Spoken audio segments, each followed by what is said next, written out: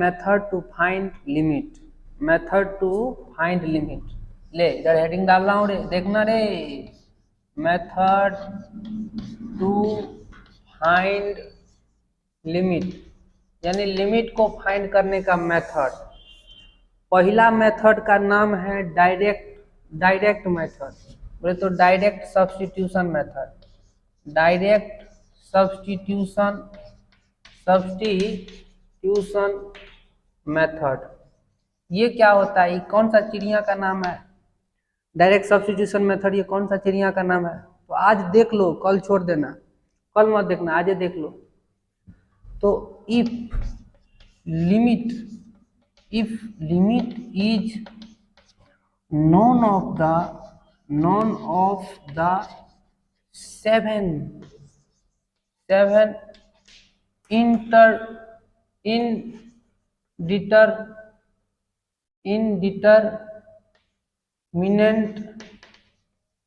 indeterminate, if limit is none of the seven indeterminate form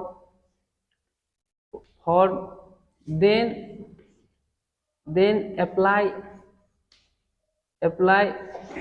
direct substitution method, direct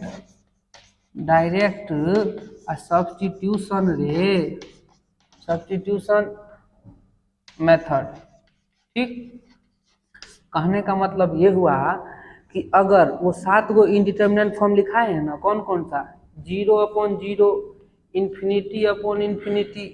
1 पे power infinity, यही सब लिखा है ना, 0 पे पावर 0 है ना, इन्फिनिटी माइनस इन्फिनिटी, फिर 0 इंटू इन्फिनिटी, इसी तरह से लिखा है। तो ये 7 गो इंडिटर्मिनेंट फॉर्म हुआ। अगर इस 7 में से कोई भी मौजूद नहीं होगा तो हम क्या कहेंगे, उसको कहेंगे डायरेक्ट सब्स्टिट्यूशन मेथड। इसका मतलब हुआ कि एग्जांपल से देख, लिमिट x टेंड्स टू, मान ले 1 है, एक्स स्क्वायर माइनस, बोले तो एक्स स्क्वायर माइनस क्या है, 1 है, या एक्स स्क्वायर माइनस 4 है। ठीक, तो तुम यहाँ पे तो 0/0 नहीं दिख रहा है, 0/0 बोले तो यहाँ ले नीचे भी लिख देता हूँ, मैं नीचे भी लिख देता हूँ x ले। तो अब देख, यहाँ 1 रख, तो 1 में से 4 गया, -3, और नीचे क्या है 1, तो क्या है वैल्यू -3। क्या ये -3 0/0 टर्म में दिख रहा है क्या, 0/0 में दिख रहा है क्या, कि ये इनफाइनाइट बाय इनफाइनाइट में दिख रहा है? नहीं दिख रहा है। ये -3 एक फाइनाइट मान हुआ, -3। तो इसीलिए हम क्या करेंगे, डायरेक्ट सब्स्टिट्यूट कर देंगे। इसका मतलब ये 1 को डायरेक्ट हम यहाँ रख देंगे, यानी 1 - 4 क्या होगा, -3/1। कब रखेंगे, जब ये इनफाइनाइट अपॉन इनफाइनाइट के टर्म में नहीं आया, या इनफाइनाइट अपॉन इनफाइनाइट के टर्म में नहीं आया, या 1/∞ के टर्म में नहीं आया, यानी इसमें से कोई भी टर्म में अगर नहीं आया, इंडिटरमिनेट फॉर्म में नहीं आया, तो हम क्या कहेंगे, ये डायरेक्ट सब्स्टिट्यूशन मेथड है। डायरेक्ट लगाओ इसमें, डायरेक्ट वहीं पे मान पुट करो और वही आंसर आ जाएगा। इसी का नाम है डायरेक्ट सब्स्टिट्यूशन मेथड। चलिए अब दूसरा देखते हैं। देख भाई, दूसरा क्या रे, दूसरा बाय फैक्टराइज मेथड। अरे मेथड का बाय फैक्टराइज मेथड, यानी अब हम लोग क्या करेंगे, फैक्टराइज मेथड से देखेंगे। फैक्टराइज मेथड तो समझ इस बात को, मान ले लिमिट है, limit x tends to a है, मान ले कोई फंक्शन f(x) है, अब मान ले नीचे कोई फंक्शन g(x) है, यानी f(x) कोई फंक्शन है और g(x) कोई क्या है, फंक्शन है।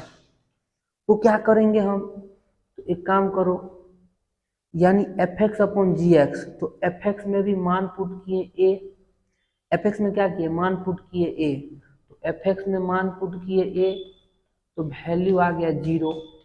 समझो रे, बहुत खतरनाक बात है रे, यही सब समझना है, यही सब समझेगा तो कुछ होगा, नहीं तो कुछ नहीं होगा, लिख लेना।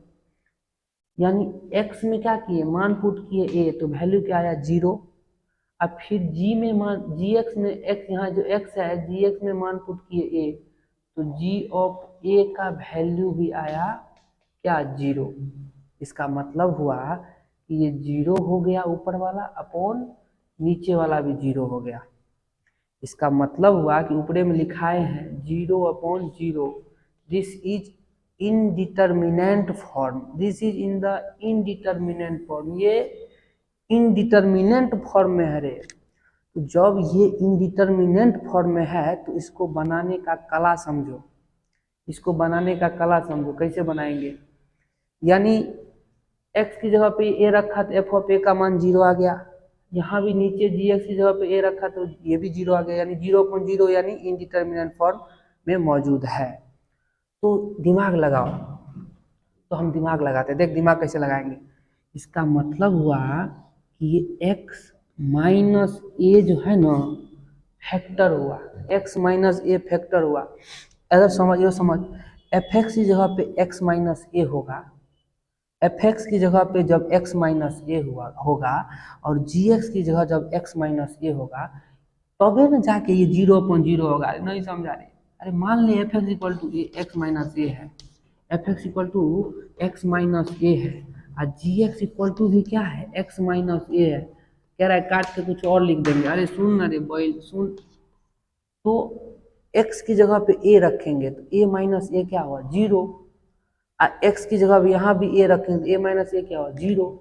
तो यही बोल रहा हूँ कि x माइनस ए इज अ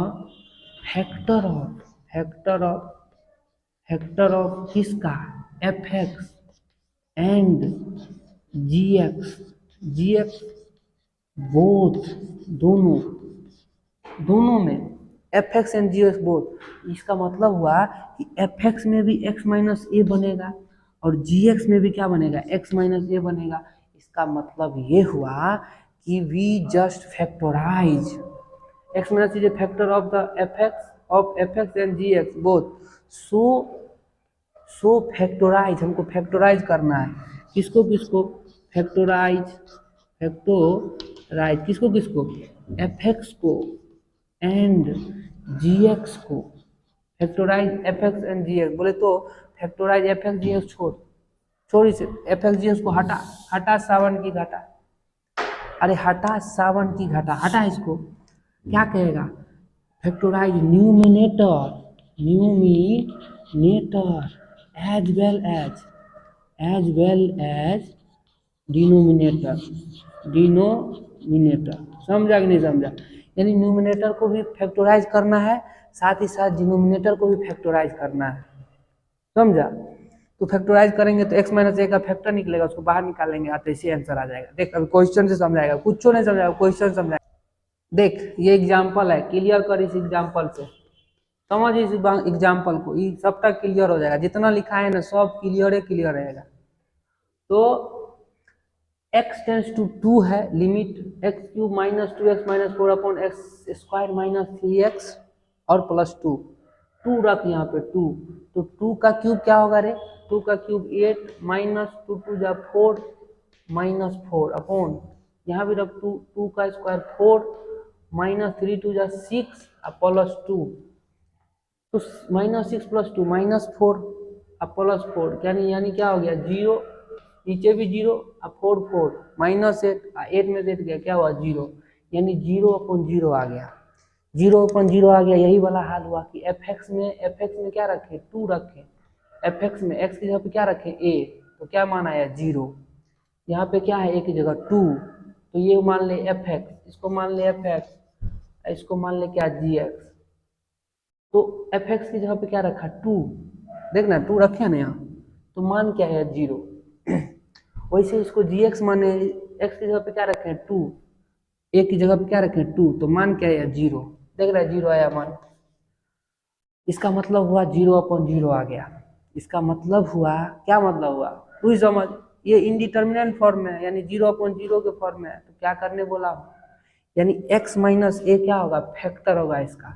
इसका मतलब हुआ x माइनस 2 जो है ना ये इसमें भी मौजूद होगा और x माइनस 2 इसमें भी मौजूद होगा। दिख रहा है ना, x माइनस ए, एक की जगह क्या रखें 2, तो x माइनस 2 इसमें भी मौजूद होगा और इसमें भी। तो यहाँ क्या लिखेंगे, x minus 2 is a factor of f x, ये एफ एक्स माने हैं f x and g x, f x and g x, f x और जी एक्स का फैक्टर हो गया। तो देख फैक्टराइज करते हैं इसको, देख कैसे करेंगे, लिमिट x टेंड्स टू क्या 2 एक्स क्यूब, देख x माइनस 2 को फैक्टर बनाने के लिए क्या करना पड़ेगा, माइनस 2x², यानी एक्स स्क्वायर निकालेगा तो x माइनस 2 इसमें आ जाएगा कि नहीं आ जाएगा, बोल। ये तुम ऐड किए हैं, सब्ट्रैक्ट किया है तो ऐड करना होगा, यानी 2x² ऐड कर देंगे तो 0 हो जाएगा इसको करने पे। फिर क्या करेंगे, माइनस बोले तो plus 4x, okay minus 4x अब plus 2x, minus 4x plus 2x क्या होगा, माइनस 2x, अब माइनस क्या 4 अपॉन इसको तो आसानी से हो जाएगा, x² minus 2x minus x अब प्लस क्या 2, जय हिंद जय भारत। तो limit x tends to 2, x common ले इसमें, फट से x² कॉमन ले, x² x माइनस 2 प्लस, या बाबू जल्दी जल्दी ले रे, ना ना ना ना ना ना ना ना ना ना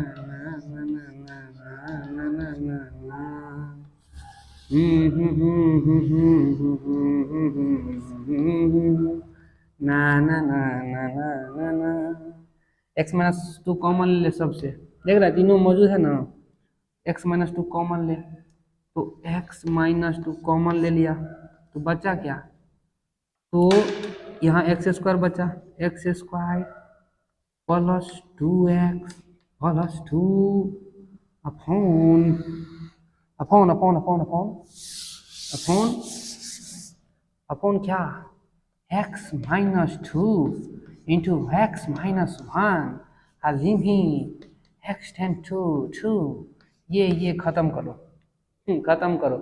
अब 2 का मान यहाँ रख दो, 2 रख दो यहाँ पे, तो 4 प्लस 2 2 जा 4 प्लस क्या 2 अपॉन 2 माइनस 1 1 4 4 8 2 10, 10 क्या आ गया, आंसर आ गया।